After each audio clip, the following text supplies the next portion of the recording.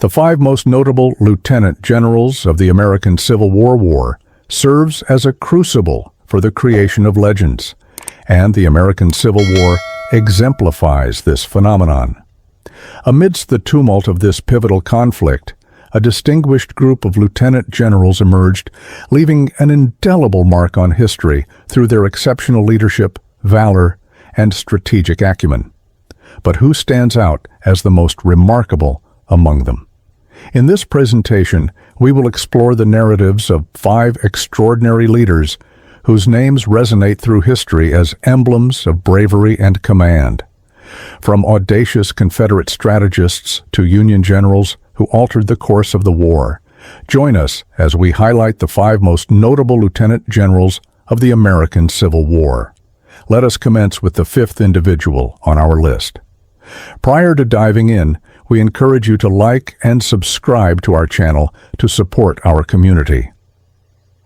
John Bell Hood distinguished himself as one of the most audacious and aggressive commanders within the Confederate Army, recognized for his fearless leadership and propensity to lead from the front lines. Born on June 1, 1831 in Owingsville, Kentucky, Hood hailed from a family steeped in military tradition. His grandfathers had participated in both the Indian Wars and the Revolutionary War, fostering in him an early respect for military service. After graduating from West Point in 1853, despite facing academic challenges and accruing numerous demerits, Hood embarked on a career that would elevate him to prominence during the Civil War.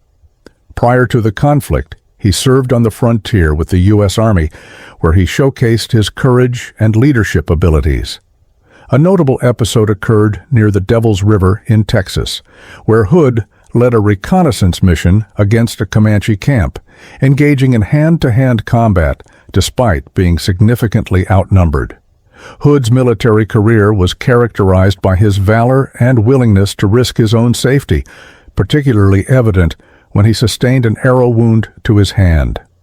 With the onset of the Civil War, he left the U.S. Army to join the Confederacy, initially taking on the role of a cavalry officer before being elevated to colonel of the 4th Texas Infantry Regiment. This unit would later become part of Hood's Texas Brigade, renowned as one of the most distinguished fighting forces in Confederate history. His troops held deep admiration for Hood, drawn to his bravery and commitment, which fostered unwavering loyalty even after the conflict concluded. Hood's status as a daring leader was solidified during significant battles such as Gaines's Mill in 1862, where he led the 4th Texas Infantry in a charge that successfully breached Union lines, marking the largest assault of the war up to that time. His audacity resulted in swift promotions.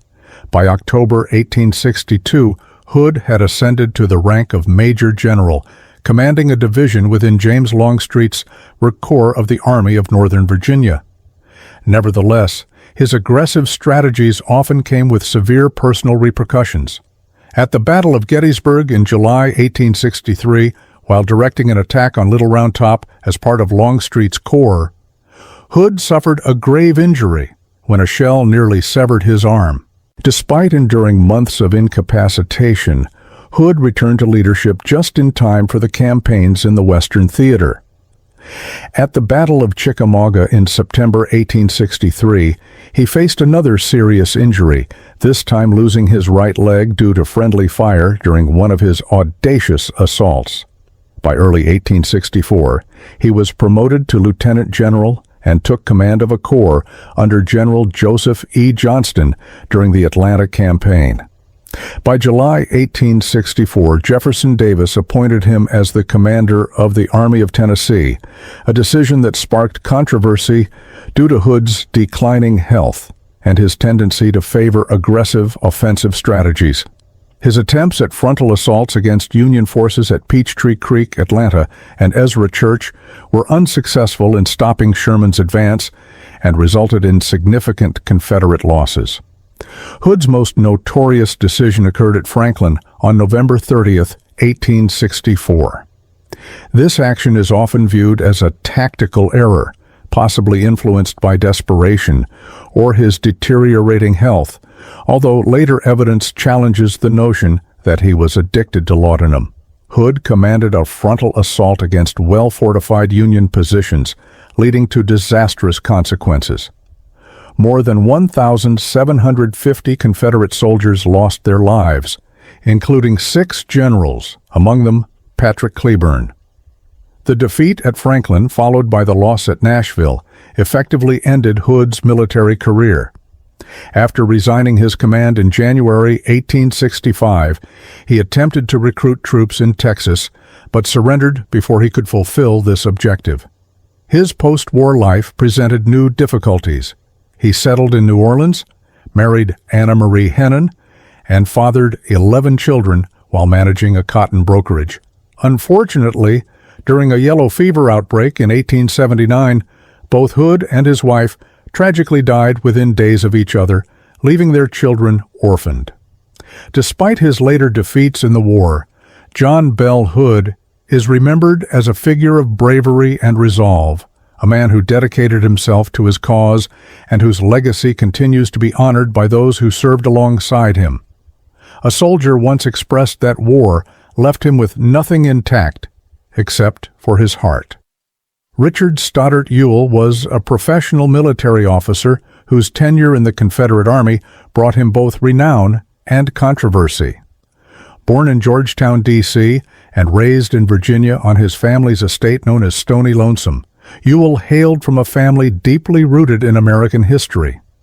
His grandfather, Benjamin Stoddert, was the inaugural U.S. Secretary of the Navy, and his family had connections to the Revolutionary War. Affectionately referred to as Old Bald Head by his troops, Ewell was a multifaceted individual, eccentric, witty, and at times burdened by physical ailments that would follow him throughout his career. Ewell graduated from West Point in 1840 and distinguished himself during the Mexican-American War under the command of Winfield Scott.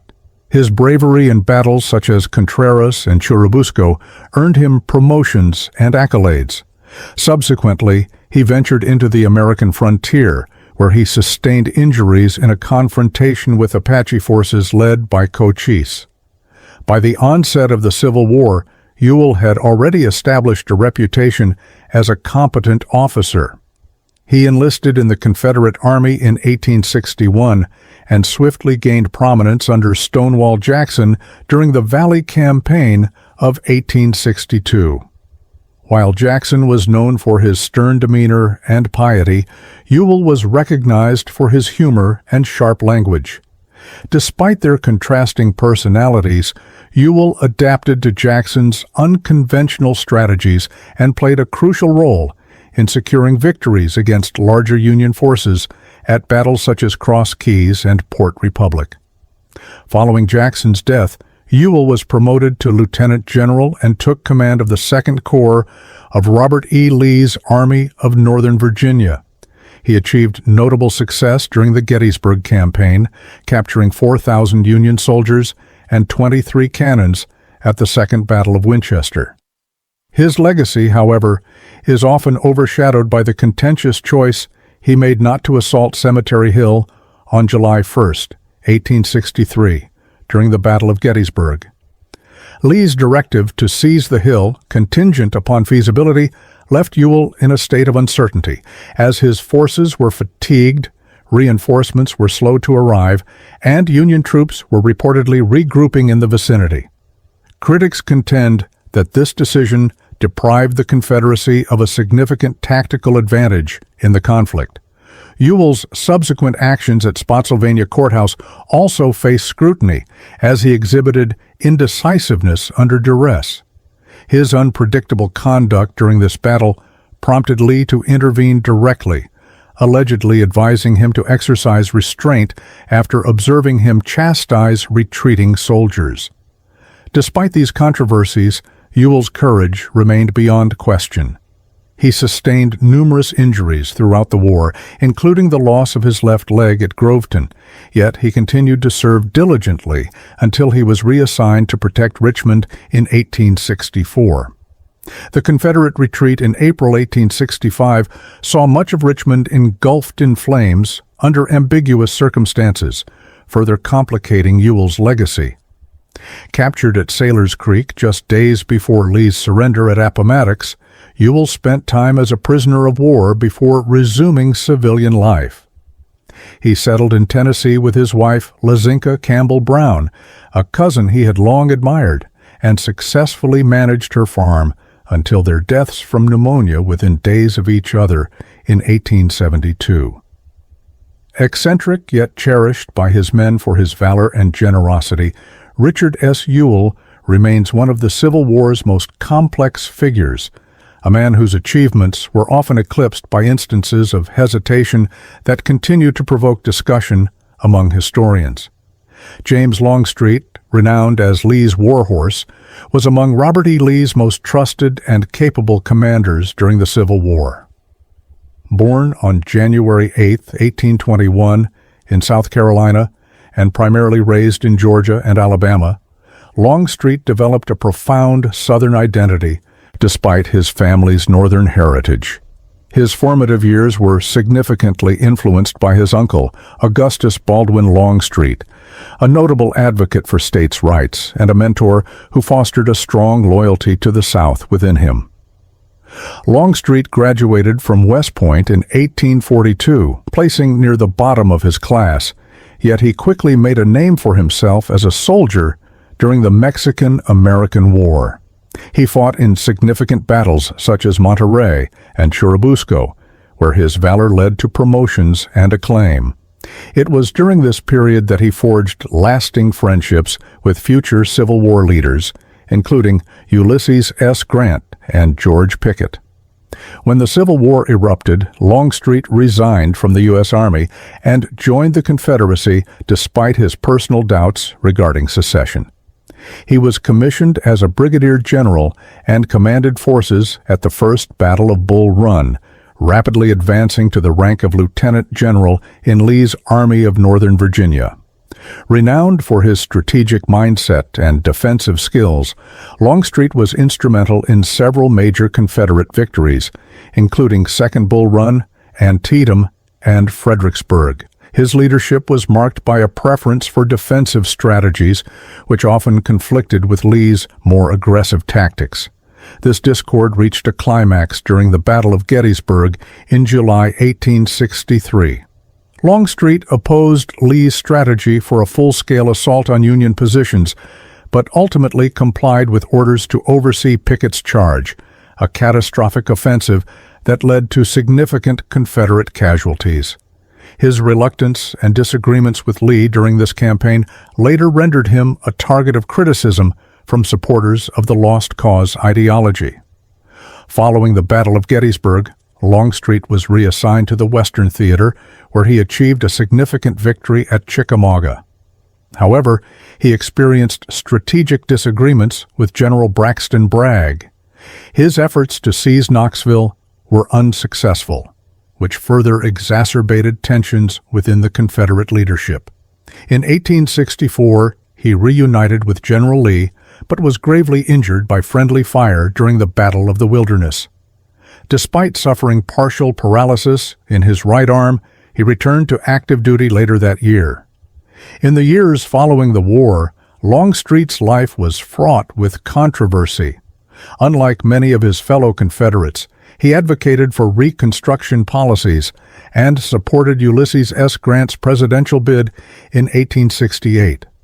These positions estranged him from Southern society and made him a target for criticism among proponents of the Lost Cause narrative, who sought to attribute the Confederacy's defeat to him.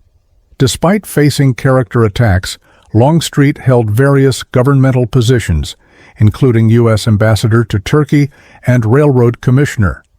In his later years, he dedicated himself to defending his legacy through public addresses and his memoirs, which chronicled his experiences from Manassas to Appomattox.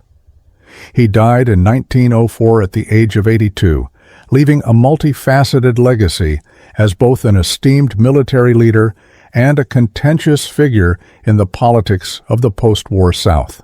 James Longstreet is recognized as one of the most analyzed personalities of the Civil War, a commander whose military skills garnered him respect, even as his post-war choices ignited debate.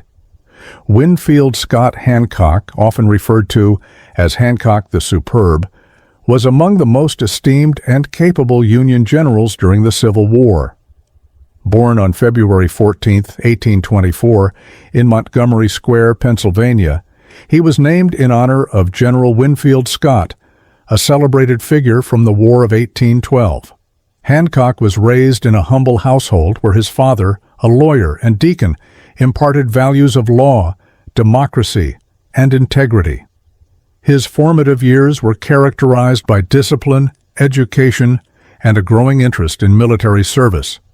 He entered the United States Military Academy at West Point in 1840 and graduated in 1844, achieving a rank of 18th among 25 cadets. While his academic achievements were average, he demonstrated exceptional leadership and military discipline. Following his graduation, he was assigned to the 6th Infantry Regiment and served at various frontier posts, where he distinguished himself during the Mexican-American War.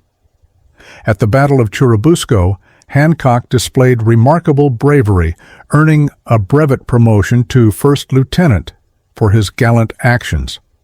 When the Civil War erupted, Hancock remained steadfastly loyal to the Union, despite his Southern heritage and Democratic affiliations. He was appointed Brigadier General in September 1861 and quickly established a reputation for his strict discipline and tactical acumen. His leadership during the Peninsula Campaign in 1862 highlighted his ability to motivate troops in the heat of battle. At the Battle of Williamsburg, Hancock executed a bold maneuver to maintain an advanced position against Confederate forces, garnering widespread recognition and the moniker Hancock the Superb. His most significant moment occurred at Gettysburg in July 1863, where, commanding the Union Second Corps, he played a crucial role in thwarting Pickett's charge on the third day of the battle. His presence on the battlefield instilled confidence in his men as he personally directed operations under intense fire. Despite being wounded during the assault, Hancock refused to withdraw until victory was assured. His actions at Gettysburg solidified his reputation as one of the Union's most esteemed corps commanders. Throughout his career, Hancock exhibited exceptional poise and bravery. Ulysses S. Grant recognized him as the most prominent figure among general officers who did not hold independent commands, highlighting that Hancock never made a significant error on the battlefield. His capacity to lead from the front garnered him considerable admiration from both his superiors and his troops. Following the Battle of Gettysburg, Hancock continued to serve with honor during Grant's overland campaign in 1864. He took command in significant battles such as Spotsylvania Courthouse and Cold Harbor, although he faced ongoing challenges from the injuries sustained at Gettysburg. Despite these obstacles, he remained a resolute leader until the war's end. In the aftermath of the war, Hancock embarked on a political career, running as the Democratic nominee for president in 1880, though he narrowly lost to James Garfield. He spent his later years managing military departments until his passing on February 9, 1886. Esteemed by both comrades and soldiers, Hancock was interred in Norristown, Pennsylvania. Winfield Scott Hancock's legacy persists as a representation of unwavering leadership and steadfast courage, a general whose presence on the battlefield could transform despair into optimism. Ulysses S. Grant, who led the Union Army to victory in the Civil War and later became the 18th President of the United States, was born on April 27, 1822, in Point Pleasant, Ohio. Originally named Hiram Ulysses Grant, a clerical mistake during his West Point admission resulted in the name Ulysses S. Grant, which became emblematic of military and political authority. Born into a humble family, his father, Jesse Root Grant, was a tanner and an abolitionist, while his mother, Hannah Simpson Grant, was deeply religious and reserved. Grant inherited his father's anti-slavery beliefs and his mother's quiet resolve. His path to prominence began at West Point, where he excelled in horsemanship but was an average student overall, graduating 21st out of 39 cadets in the class of 1843. Initially lacking enthusiasm for a military career, he enlisted in the 4th Infantry Regiment and participated in the Mexican-American War from 1846 to 1848. Throughout this conflict, Grant acquired significant combat experience and exhibited remarkable courage in battles such as Molino del Rey and Chapultepec. These early experiences refined his leadership abilities and equipped him for the challenges he would encounter in the future. Following the war, Grant wed Julia Dent in 1848, a marriage that provided him with stability and joy, despite the familial tensions arising from her family's ownership of enslaved individuals. The couple had 4 children and maintained a deep devotion to each other throughout their lives. Nevertheless, Grant faced difficulties during peacetime. Assigned to isolated posts in California and Oregon, he encountered financial struggles and developed a reputation for excessive drinking, which ultimately led to his resignation from the Army in 1854. The subsequent years were fraught with adversity. Grant attempted various ventures, including farming and real estate, but met with repeated failures, even resorting to selling firewood on street corners to support his family. By 1860, his future appeared grim, yet destiny intervened with the onset of the Civil War in April 1861. Grant re-entered military service as a colonel of volunteers and swiftly ascended the ranks due to his skill and resolve. His first significant achievement occurred in early 1862 with the capture of Fort Donelson in Tennessee. When the Confederate commander inquired about surrender terms, Grant famously responded, "No terms except unconditional surrender." This victory brought him national acclaim and the moniker Unconditional Surrender Grant. His strategic acumen became increasingly apparent during campaigns such as Vicksburg in 1863, where he gained control of the Mississippi River, effectively dividing the Confederacy in two. His command during the battles of Shiloh in 1862 and Chattanooga in 1863 further established his reputation as an unyielding leader who recognized the significance of total warfare. In March 1864, President Abraham Lincoln appointed Grant as Lieutenant General and commander of all Union armies, making him the first individual to hold this rank since George Washington. Grant oversaw various theaters of war and executed a unified strategy that consistently pressured Confederate forces. His overland campaign against General Robert E. Lee's Army of Northern Virginia demonstrated his determination, even in the face of substantial casualties. The extended siege of Petersburg from 1864 to 1865 ultimately compelled Lee to evacuate Richmond. On April 9, 1865, at Appomattox Courthouse, Lee surrendered to Grant, marking the effective conclusion of the Civil War. Grant's generosity during the surrender discussions, which allowed Confederate soldiers to return home with their horses, contributed to the foundation of national reconciliation. Following the assassination of Lincoln shortly thereafter, Grant played a pivotal role in the Reconstruction era. Serving as president from 1869 to 1877, he advocated for civil rights for African Americans, endorsing legislation that secured their voting rights and deploying federal troops to counteract white supremacist organizations such as the Ku Klux Klan. Nevertheless, his presidency was tainted by scandals related to corruption among his associates. Despite these difficulties, Grant remained a respected figure.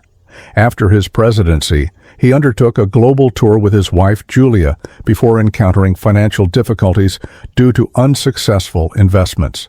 In his later years, while battling throat cancer, he authored Personal Memoirs of Ulysses S. Grant, a literary work that ensured his family's financial stability. Grant passed away on July 23, 1885, leaving a legacy as one of America's most distinguished military leaders, a man whose perseverance transformed personal setbacks into national victories. Thus, we present our list of the 5 greatest lieutenant generals of the American Civil War. The accomplishments and challenges faced by these individuals significantly influenced one of the most critical conflicts in American history. Now, we invite you to share your perspective. Which figures do you believe should be included on this list? Have we overlooked a notable personality, or do you concur with our assessments? Additionally, consider this intriguing scenario. If these generals were to engage in a theoretical confrontation relying solely on their strategic acumen and expertise, who do you believe would prevail? We welcome your insights in the comments section below. Please remember to like, share, and subscribe to our YouTube channel for more captivating historical content.